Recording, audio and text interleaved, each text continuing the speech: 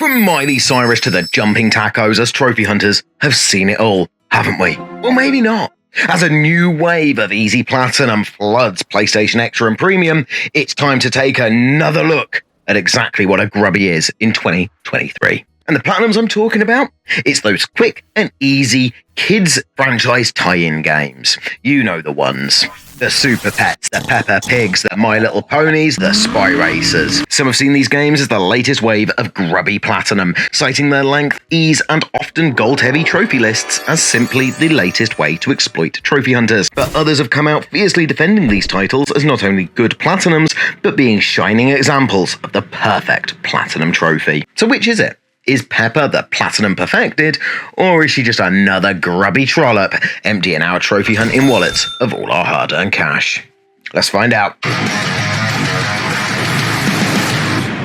Our wonderful community has hugely varied opinions on what a grubby is, but there used to be so few of them that trophy hunters never really had to overthink this topic. Miley Cyrus, Slide, Mayo, the standout titles until Ratalaika introduced wave after wave of little indie games with super simple and quick platinum trophies. Believe it or not, some in the community at this point in time felt that a Telltale game was a grubby because they simply made you finish the story. Many of those same people now have completely reassessed their opinions. Following the shocking surge of shovelware shit being rammed down our throats, drowning all of our storefronts, PlayStation finally claimed to do something about it by limiting where these games showed up in the online store. A blanket ban on Plats for Cash and imitation clone games was then imposed, preventing these games from getting trophies. No more stroke the snake, stroke the horse, not even stroke the dick. No more jumping taco, the jumping chocolate, or those infuriating turbo versions. So I went to social media and Discord to ask you, the trophy hunting community, exactly what it is you think makes a grubby platinum in 2023. Let's have a look at these comments. We're starting with Twitter, and I posted, fellow trophy hunters, how would you describe what a grubby platinum is? What makes a game a grubby? And we've got some really interesting responses here. We've got Mertman saying, any Ratalaika or those types, they're addictive bastards too. I fell into the trap last year, spent $5 and get 10 plats in 5 minutes. Now, I do agree that a lot of Ratalaika plats could be considered easily grubby. They certainly were when they first flooded the market. However, I think now we've got shovelware, people are a bit more chill about rat plats. They are quite addictive, though. I do agree with that. I got quite a few myself. Ashua, my own views on Grubby is it takes less than 5 hours to platinum and it's devoid of gameplay or story and is just press X for trophy. I don't see an issue with Grubbies, but not one to be proudly showing off. And I do agree with that. I do think that when you've done 100 of them or 500 of them, like some people, platinum bro, there is something to be proud of. The dedication, the commitment to chasing those leaderboards, it is impressive to me. Purely because of the monotony and the mind-numbing, boring crap that you have to play. But individually, no. If you're just going to post, oh, I just platinum jumping taco, you're probably a witch. Insane artist? How do you say that? I love that name. Very, very cool. One example for me would be Intelligent Cube. It's so easy, it's not even enjoyable. I've not played it. How easy? Just curiosity. So let's have a look at what YouTube thinks. I asked, Peppa Pig is a game aimed at kids under 5. Its platinum is relative to that audience and the game's content. Do you consider this a grubby? And 54% of you said yes, 37% said no, and 9% said I don't fucking care. So I did ask then our channel members and Patrons in our private Discord server what they thought of all this. And just a huge thank you to all of our Patrons and channel members. We appreciate every single one of you so much. We appreciate everyone that likes, watches, comments, subscribes, and does any interaction with our channel at all. The fact that it's taken off so much is mind-boggling to us. Thank you all so much. If you do love the channel, love our content, would like to see it a little bit more, and get some very awesome perks, check out our Patreon page and our channel memberships. Links are in the description. So, I asked my absolute group of legends. Big important question, everyone. What makes a platinum a grubby in your eyes? My friend Deadman says it takes less than 1 minute to plat, where you just press X an amount of times. Sebi Bro, who is our admin and one of the most wonderful people we know. I see no platinum as a grubby, just ones that are easier than others. Shallow Impact UK, who is currently working on the Vita stack of Injustice Gods Among Us. And if he's not, why the fuck not, Shadow? I think everyone has a different opinion on it. If you feel like it is a grub, it probably is. But to me, if it takes less than a day or two, or if it doesn't require a guide, it's a grub. I like that. But it's personal, isn't it? I like that shadow. And here comes the absolute German goat, the Super Meat Boy beating Bad Boy Yardy Feiger. Games that either take zero to no work to get done, clicker tap games, 5-minute plats, or games that have a trophy list purposely built to be as easy as possible in order to attract trophy hunters, like Ratalaker's games. Telltale games are, in my opinion, no grubs, for example, since the games are just simple point-and-click games. So the trophy lists reflect that, and I like that part very much. Their trophy list reflects what it is. Okay? Ratalaker could make really tough lists for some gamers, but their lists don't even require you to beat the whole game. This is actually one of my biggest issues with Ratalaker. I'd love Ratalaker to do like 3 trophy lists per game, you know, so they have a rookie version, a middle intermediate version, and then a badass version. Imagine doing Bucket Night or fucking Daggerhood, you know, all the way to the end. Oh, brilliant. Now, I have played a few of these for different reasons, mostly because they're all easy chill games to keep me going on my trophy a day for 2023, but also to spend time with my kid, or in some cases just because I liked the franchise it was tied into, like Superpets. Peppa Pig is our 1 out of 10 difficulty and takes 2 to 3 hours to platinum. Its trophies are all gold, and they are all earned by completing the main story missions. The whole game is basically just a bunch of mini fetch quests. It's like they're training the next generation of Bethesda simp. Peppa is aimed at small children, and of course is a big enough franchise to not at all need to boost sales by pushing it as an easy platinum. The game is simply made for children, and its platinum reflects this perfectly. DC Superpets is a second-rate tie-in game to the pretty decent animated film. Again, aimed at young kids, but its audience is maybe a year or 2 above the Peppa crowd. A 2-hour completion again, but a 2 out of 10 difficulty, as it does have some slightly interesting trophies. The trophies are mostly story-related, but it does require you to complete a level with 85% of health. There are a ton of upgrades to complete as well on your way, but this is unmissable and really could be tied into the story. But if looking at this game as a game for kids, then it serves them well by introducing these elements to them in such a simple way. Then there is Spy Racers, aimed at the 9 to 12-year-olds, a tie-in to the animated series based in the Fast and Furious universe. Another 2 out of 10 difficulty, but a 3-hour completion. This game doesn't just require you finish the story, but has collectible-related trophies that can only be earned through some minor grinding. It also has an online trophy, but this is very, very easy. In order to earn the platinum, you will need to win 5 online races. However, the game only matches you with your friends, and if they are not online when you are playing, then it will insert bots into the race, and they are as easy to beat as the AI is in the story.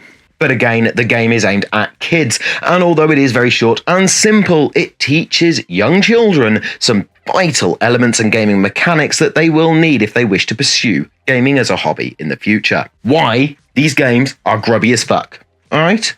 Most simply, there are 3 factors that make people look at these as grubby platinums. So here we go.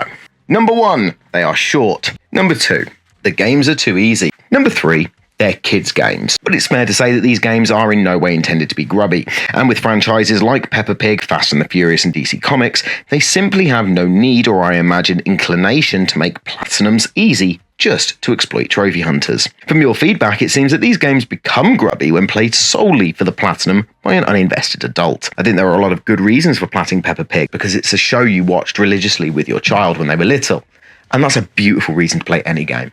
The point is that playing or even platinuming a game like Peppa Pig or Spy Racers doesn't immediately designate it as a grubby. I think people that play these purely for the platinum, those leaderboard chasers, the big daddies, the Mac daddies, the bad boy yardies, the unstoppables, the accumulables, fucking words. For them, they are grubbies. Just more shovelware to platinum, uninstall and forget entirely. And I get that. That is part of that leaderboard life, which is why I have no interest in the leaderboards. But those who do, you've got to plat everything, right? You don't have a choice. It doesn't matter whether you like a game, invested in the game. It doesn't matter whether it's £35 for 10 minutes of gameplay. You have to get every single platinum that you could possibly find. And I don't envy you guys. I totally appreciate that there are many people unimpressed with how many trophy hunter lists have these games on them. But we can't be comparing these games to the jumping fucking taco. We can't even compare these games to Ratalaker titles. Rat Plats seldom make you finish the game or do anything outside of the story, but I did speak to my friend and Patron, PlatVault, about this very topic and the danger of trophy addiction to young children, as these games are very clearly targeted at kids. At first I wasn't sure about his comment, but when we spoke about it, his argument was so well thought through and carefully constructed that I can't ignore it. Anything that increases our mood or merely adjusts our dopamine levels can be addictive. It's how and why addiction occurs to anything. Now, I won't be going into these issues here today, as I feel it's too big a subject to be quarantined into a short scene here. I also feel that I have never been addicted to trophies per se myself, despite having a rather addictive personality. Rather, I find myself addicted to completion and to overcoming obstacles and completing to-do lists. I find myself drawn to finishing games, beating harder games, and yes, when I say hard games, I mean games I find hard. They're not actually hard games. Come on, I'm still a super stubble mega shit game. I mean, I struggle with Peppa. Took me 4.5 hours to play that fucker. So I don't feel equipped to discuss this matter, if I'm honest. I do, however, feel that Score, or PlatVault, as he's known here on YouTube, is fully equipped to explore this subject appropriately, and I hope that he makes a video on this important topic soon. We have seen PlayStation exclusives like Spider-Man, God of War and Infamous Second Son that Sony is intent on making the Platinum a more vocal part of the PlayStation experience. And this is what these kids' games reflect. But like Ratalaker opening the door to all that shovelware shit, this is a dangerous slope. And here is why now these games are not grubbies, but they are in fact the Platinum perfected. Number 1. They make you complete the game. Number 2, they teach the target audience appropriate gameplay mechanics. Number 3, they cost a fucking fortune. £35 for Peppa Pig for 3 hours of gaming. £35 for Spy Racers for 3 hours of fucking gaming. £35 for My Little Pony, 3 hours of gaming. These Platinum trophies are not grubby. And I'm going to die on this hill. I believe in these Platinum trophies. I believe in accessibility. I believe in accessibility to everyone. Gaming should be for anyone that wants to play video games. I don't care. So if you're a really small child and need a really easy game with a really easy Platinum trophy, you deserve to have a Platinum trophy as much as some bloody prodigy does for Platinum Demon Souls within 5 hours. If that's even possible. I don't know. It's £35 for 3 hours of gameplay is a fucking rip-off and is absolutely disgusting. Whether you're buying it for a kid or whether you're buying it because you just need a quick platinum, I don't give a shit. £35 for 3 hours of gameplay is a fucking joke. This is why I hate Miles Morales. This is exactly why I hate Miles Morales. You take New Game Plus out of that game, you're looking at a 5 hour fucking game for £50 fucking pound. It's a rip-off. And although I do not believe that games have actually gone up much more than they should have done, some games are ridiculously overpriced. And these games are. And they're exploiting parents. So, fuck them. So there are both sides of the argument for how to pigeonhole these games. As that's what we like to do, isn't it? Making everything fit into a nice, tidy box. This is why every game out there is a fucking Souls-like. God, everything's a fucking like now, isn't it? Rogue-lite-like is an actual genre, and that does my fucking head in. Souls-like. Oh, it's hard. Souls-like, it's not even a fucking... We know next. Tetris-like, fucking Mario-like, you know? It's a platformer. It's a fucking platformer! Anyway... This turned into a bit of a rant, didn't it?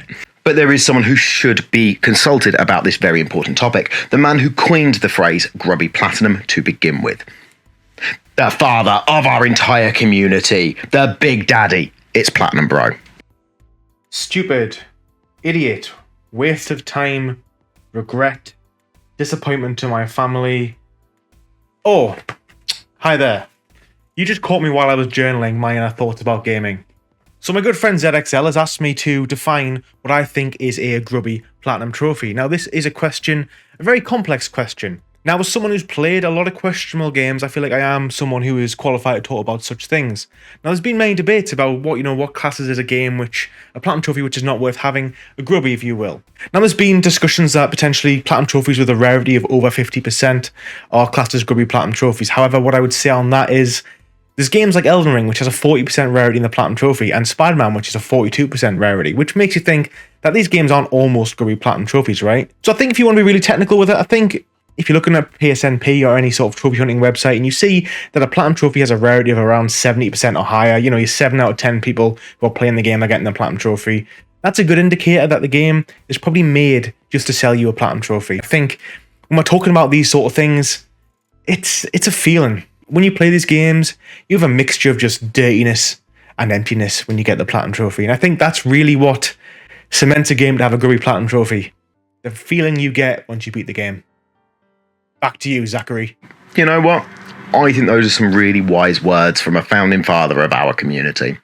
Thanks, P-Bro. So what do you think? Are they Grubbies? Am I mad? Or are they the perfect platinums? Let me know in the comments. I'm Zach, she's Cru, this is XL. Be good to each other.